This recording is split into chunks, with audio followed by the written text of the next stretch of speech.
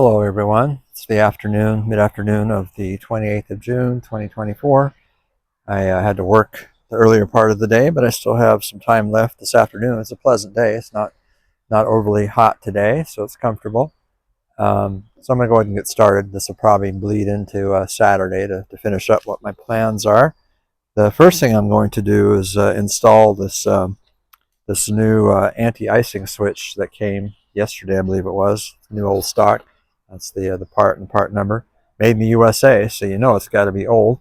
So that hopefully won't be too hard to put on, because I don't want to run the air conditioning too much without it, just in case things ice up more quickly than I'm aware that they might, or something like that. So I'm still kind of really happy that the air conditioning is working after all this effort and time and whatnot to get that going. Once I finish with the anti-icing switch, I will probably save the washers, the shims for the mounting plate under the compressor until tomorrow morning, so I can start earlier in the day and be fresh and all that. So I'll probably jump to the turn signal cam next to get that taken care of. I've not had any luck reaching the folks that I bought that clock from, which is beginning to annoy me. They don't seem to have much in the way of customer service. I guess I'll have to try calling them now. I've sent them 2 messages and have gotten 0 response. They're out of Denver. I always forget the name of them.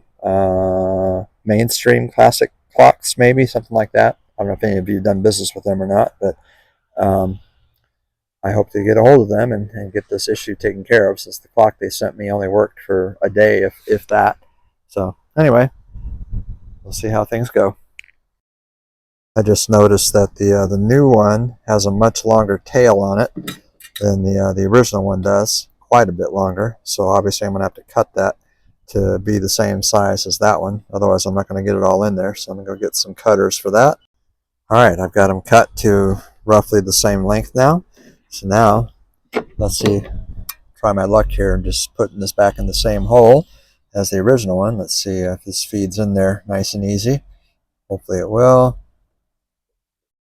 I've already run into a roadblock. This could be fun. I hope I just didn't ruin this brand new switch. Apparently, this is kind of like the expansion valve. It's got some kind of pressure in that line. It's not a solid tube. It's hollow. And when I tried to bend this a little bit to straighten it out, make it more round, and it hissed at me. So that means there's some kind of pressure in there. I hope I didn't just ruin it and release the pressure that must be in there. I guess we're going to find out when this thing is working or not. Alright, I ended up pulling it back out and using this silicone to lubricate the probe, because I was having a hard time getting it pushed down in there. I used a pair of needle nose pliers close here so I wouldn't bend it or whatever. I'm concerned, though, that I may have ruined the switch just because of that little hiss I heard when I was trying to straighten out the end of where I cut. I sure hope there's a charge left on it, because I'm assuming that if it loses the charge, it will no longer close the circuit, and I'm back to the drawing board again. So we're going to find out soon enough. I'm going to finish installing it. These little probes, or these little connectors here, won't quite reach, so I'm going to have to fashion some new ones to connect it, and then I'll test it. Alright, after doing some testing, I can definitely say that I ruined this new anti-ice switch. When I clipped that probe to make it the same length as this old one, apparently that was a mistake, because it allowed whatever charge is inside there to dissipate, thereby disabling the switch. It seems like it works very much like the expansion valve, where there's a charge in there that is necessary for it to function. So I've had to put my jumpers back on to get the compressor to run again, and I'm going to have to order another one of these. So what I'm going to do, when I get the next one, I'm not going to clip it. What I'll do is I'll stick it down as far as I think it needs to be, which is basically, this part here. And the leftover, I'm just going to kind of leave coiled on the outside and try that. It's disappointing. I didn't know that, so that was something new that I learned.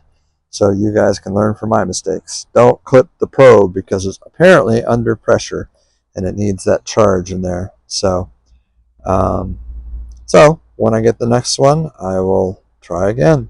In the meantime, I'll just leave my jumpers in place. At least I can use the air conditioner. I just ran it, and it's still working, still cooling. So that's all that I need right now.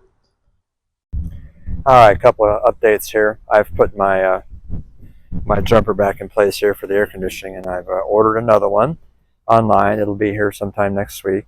Yeah, I already forgot who I ordered it from. Different company. It was more expensive, but we'll try again on that. In the meantime, I contacted Main Street Classic Clocks. That's the name of the company I bought the clock from, the refurbished one for my car.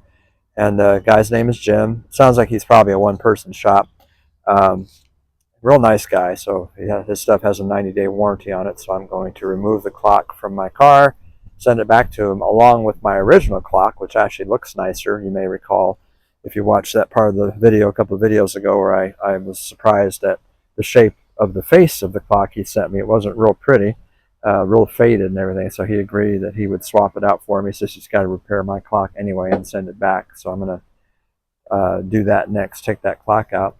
On a more exciting note, I've been working a lot with George Borrelli. He's the gentleman down in Florida who repairs the speed control servos. He finished with mine finally. He put a lot of effort into it, had to do a lot of work to get it working, but he did get it working.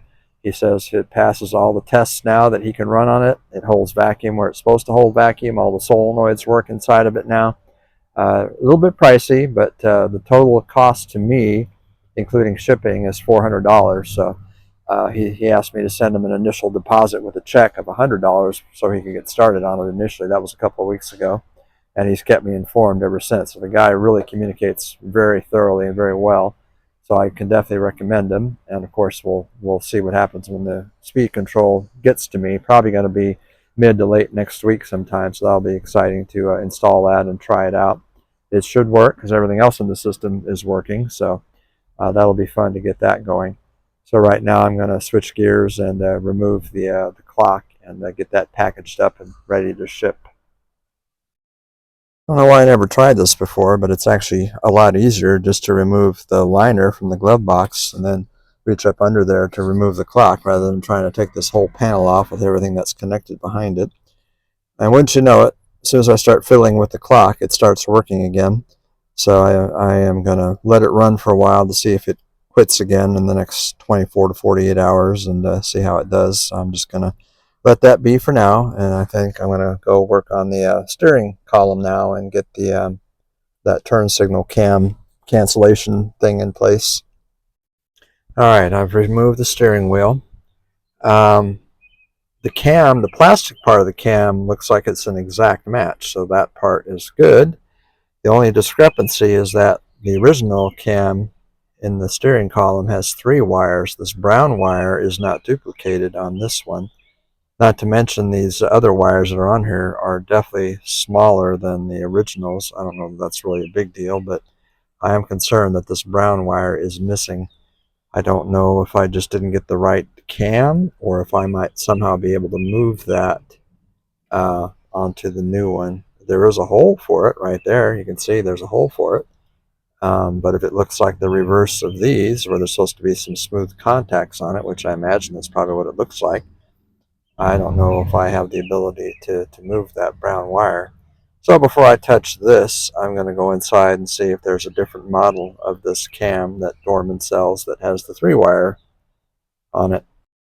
Alright, I've done a little more research. Dorman does not sell any other models of these cam kits. Instead, what they suggest, if you have 3 wires like this, apparently the Lincolns that had the cornering lamps or other cars use this 3rd wire too. I don't know what this car uses this 3rd wire for, but it says just to use a small little bolt, stove bolt with a rounded head to act as the contact on the other side. And that's their solution, which I thought, I don't know about that. But as I looked at this closer and closer, I began to realize that this cam is not really the problem. The cam itself is not broken. The arms are all intact. What's really the problem is where this cam hits right down here. When it cancels going from right turn, when it cancels and it releases, it goes all the way beyond this little nub down here, which is part of the switch itself, the entire switch.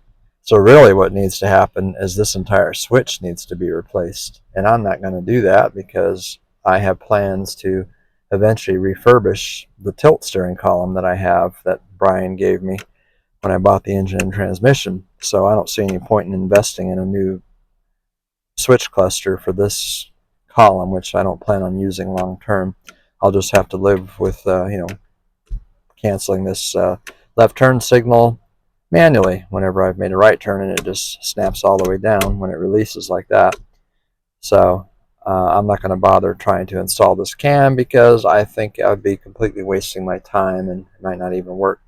So I'm just going to put this back together, not worry too much about it. Oh, after I clean the contacts on the horn, I don't think I showed this, but the contacts I'm talking about are right underneath here. It's kind of hard to see with the phone right now, but there's some small contacts there. I'm just going to run a little file or a little bit of sandpaper between those contacts, clean those up, and I'm just going to put this back together. And my clock is just running like there's nothing wrong. I've been running for half an hour now, so I'm just going to let it run and see if it keeps going. It's good for 90 days, the warranty. I tell you, folks, a videographer I am not. I just finished recording, I thought, my conclusion video, but in fact I wasn't recording at all. So I'm recording now, so let me start over. This was a short session. I didn't really do that much. I learned a very valuable lesson about anti-icing switches or thermostatic switches. They actually have a charge on them, just like the expansion valve does. I didn't know that. So when I clipped the capillary tube to make it shorter, I let the charge out, and of course it didn't work anymore. So I've ordered a new one. When it comes, I will not be cutting that capillary tube, even if it's too long. I'll figure out a way to work around that, just put the excess somewhere else without breaking it or cutting it. So I'll probably have that next week sometime. My clock magically has been working just fine for the last hour now, and it could have been that I just didn't have good contact with the 12-volt supply, because when I was maneuvering that behind the clock after I got the glove box liner out, it started working again. So I'm just going to let it run, see if it runs, and if it keeps on running, then I guess I'll just keep it as is. And I decided I'm not doing anything in this steering column with that switch, with the turn signal switch, because it really needs to be, the whole switch needs to be replaced, not the cam. The cam is not the problem. So I did clean the contacts on this horn button, and right now it's working. Well, hopefully that'll stay working. And that's really about it. Tomorrow I'm planning on, hopefully I'll be able to start in the morning and get those shims installed on the compressor bracket. Jeff, I think, was the one that had a theory that perhaps it's noisy because it's not actually physically bolted to the support bracket. It's just sitting there loosely. It's held in place by those other brackets, but maybe that's where the vibration is coming from. So I'm hopeful that that'll quiet the compressor down when I'm driving it. So have a good evening.